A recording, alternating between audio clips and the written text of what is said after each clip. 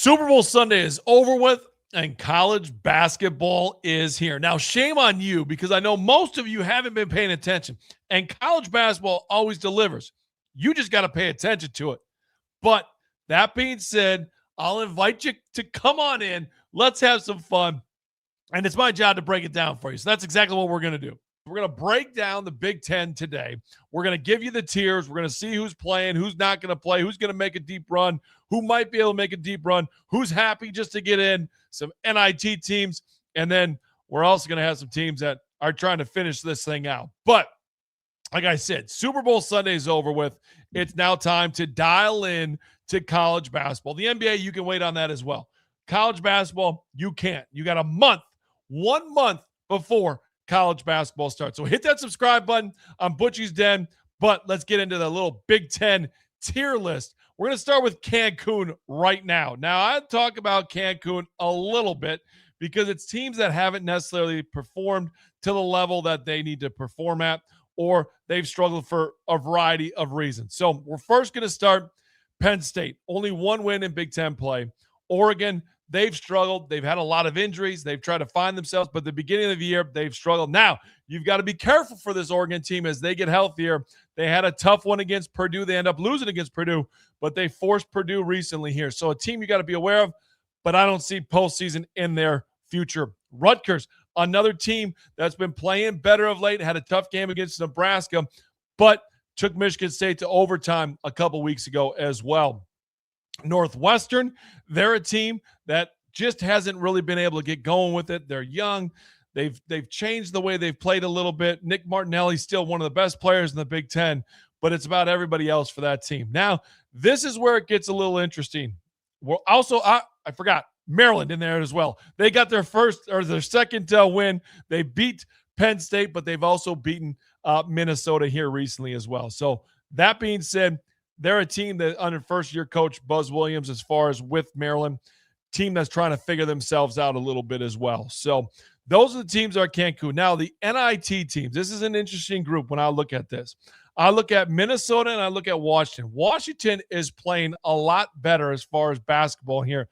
And I think when you go through the month of February here, they're going to pick some teams off. And that's what you've got to be aware of if you're one of these Big Ten teams as far as what they're trying to do. I think they're playing better basketball.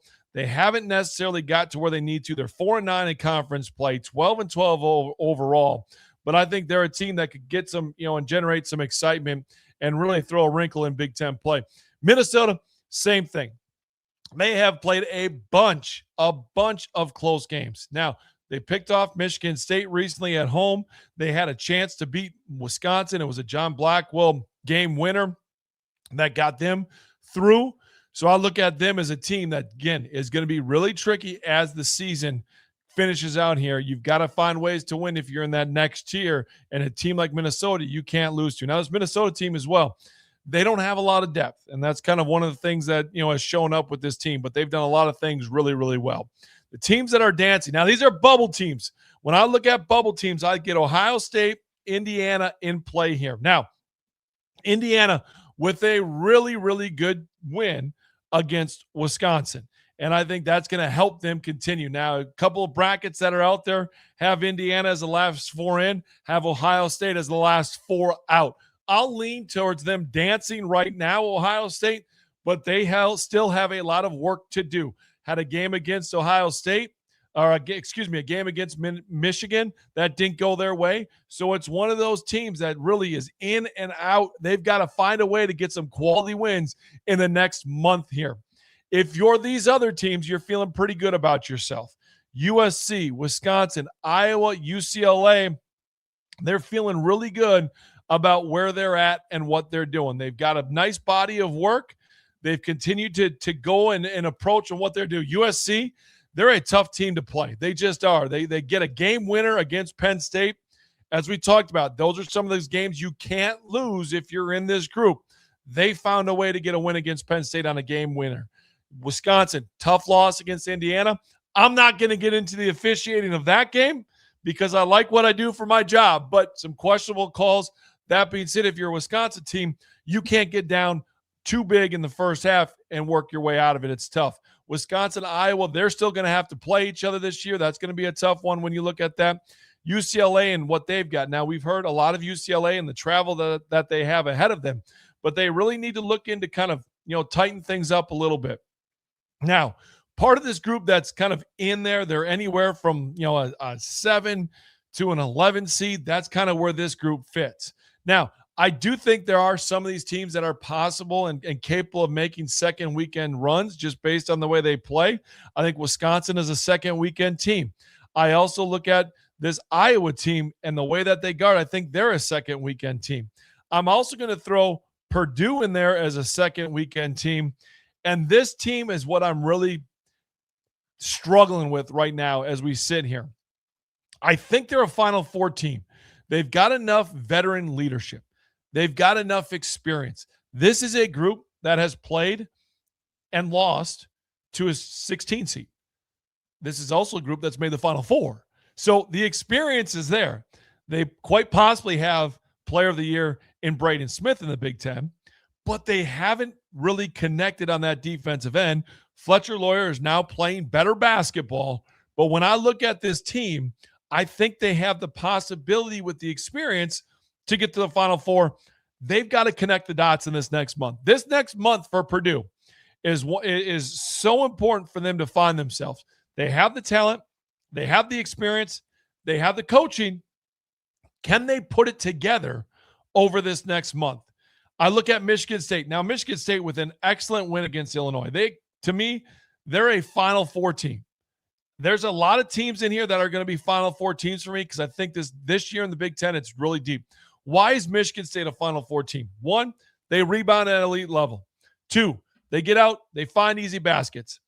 4, they defend at an elite level. 5, that was 3. 4, they're physical. They understand what needs to happen. They can play different styles. The question becomes, who's their superstar? Now, Jeremy Fears has been in the news lately because of the tripping situation against Michigan. Both coaches have talked about them. By the way, coaches going after each other in college basketball right now, we're seeing more and more of it, and I love everything about it. So I think it's good for the game. I think it's coaches standing up for players. But we've seen Jeremy Fears take over against Illinois. And I think when you need to go and find a guy to get a bucket or make the right play, it's got to come from the point guard position. And Jeremy Fears has done that, and he did it against Illinois. So we've seen that with some of Coach Izzo's best teams. They're point guard led and find ways to get it done. That's why I think they have the possibility of getting to the Final Four. I look at this Nebraska team. They are a Final Four team. They move the ball. They share the ball. They don't have any superstars. That's what people say. Well, I say this.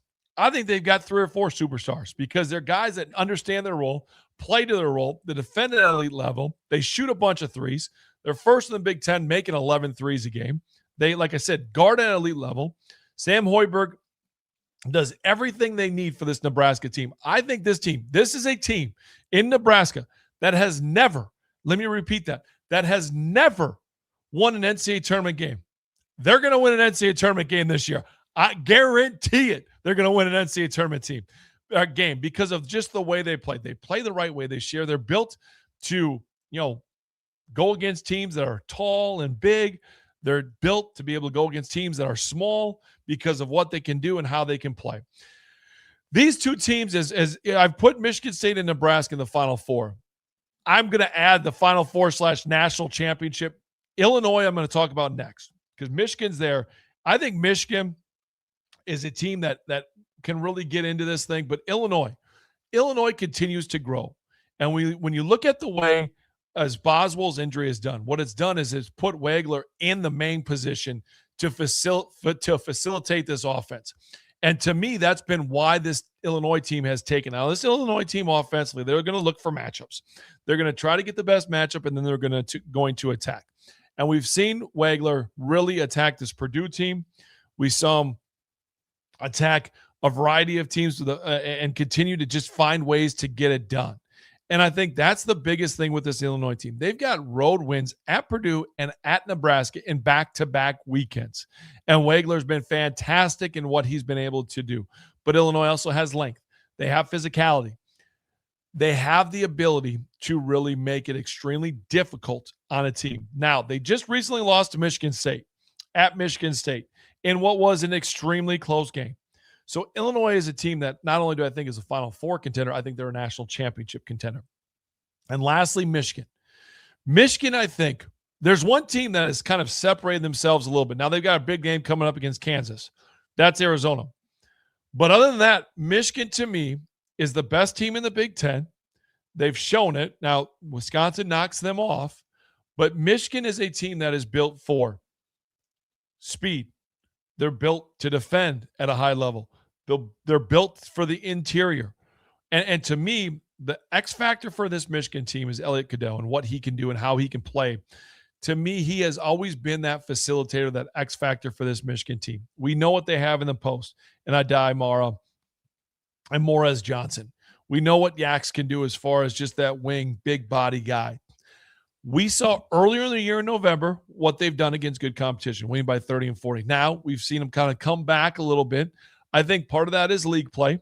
We just saw them have a huge win against Penn State, as far as when they blew them out recently as well. So there's a lot of jockeying going back and forth, and Michigan trying to figure out themselves. But I think the early success is one of those things where the expectations were so high.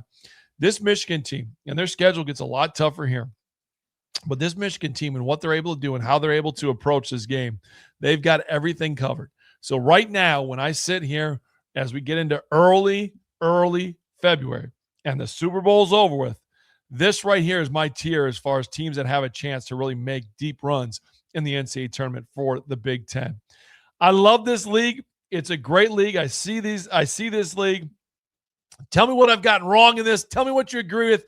I know there's going to be a lot of fans out there throughout college basketball that say I'm wrong. We can agree to disagree. I'd love to have that conversation. But college basketball is here. You better start paying attention to it because it always delivers, and it's going to deliver in the month of February as you get ready for March Madness.